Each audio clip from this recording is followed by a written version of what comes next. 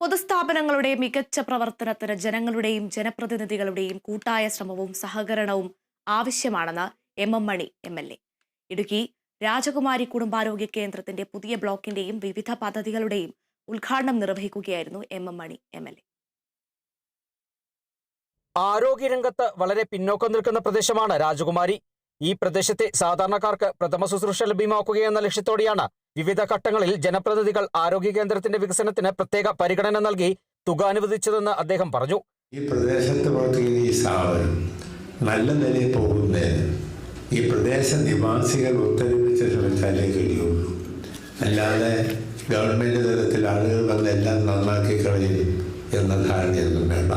പുതിയ block, hospital, cafe, toilet സമുച്ചയം, ആശുപത്രിയിലെത്തുന്ന രോഗികൾക്ക് ആശുപത്രിയോട് ചേർന്ന് ബസ് കാത്തിരിപ്പ് കേന്ദ്രം, ഹൈമാസ്റ്റ് ലൈറ്റ് എന്നിവ ഉൾപ്പെടെ 1.16 കോടി രൂപയുടെ വികസന പ്രവർത്തനങ്ങളാണ് രാജകുമാരി കുടുംബാരോഗ്യ കേന്ദ്രത്തിൽ നടപ്പിലാക്കിയത്.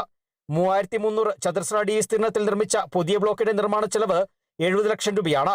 ജില്ലാ പഞ്ചായത്ത് ഫണ്ട് വിനിയോഗിച്ച് നിർമ്മിച്ച ടോയ്ലറ്റ് സമുച്ചയത്തിന് 21 ലക്ഷം രൂപയാണ് ചെലവ്. 1974 സർക്കാർ റൂറൽ ഡിസ്പെൻസറിയായി വാടക കെട്ടിടത്തിൽ ആരംഭിച്ച സ്ഥാപനം 2020 കുടുംബാരോഗ്യ കേന്ദ്രമായി ഉയർത്തി. നിലവിൽ രാജകുമാരി കുടുംബാരോഗ്യ കേന്ദ്രത്തിൽ ഫ്രീ ചെക്കപ്പ്, OP നിരീക്ഷണ സേവനം, ECG സംവിധാനം, ലാബ്, ഫാർമസി, NCD ക്ലിനിക്, ഷോസ് ക്ലിനിക്, ആന്റിനെറ്റൽ ക്ലിനിക് തുടങ്ങിയ സേവനങ്ങൾ ലഭ്യമാണ്. രാവിലെ 9 മുതൽ വൈകിട്ട് 6 വരെയാണ് ആരോഗ്യ കേന്ദ്രത്തിന്റെ പ്രവർത്തന സമയം. 3 ഡോക്ടർമാരുടെ സേവനവും ഇവിടെ ലഭ്യമാകും. Kerala vision news, Idukki.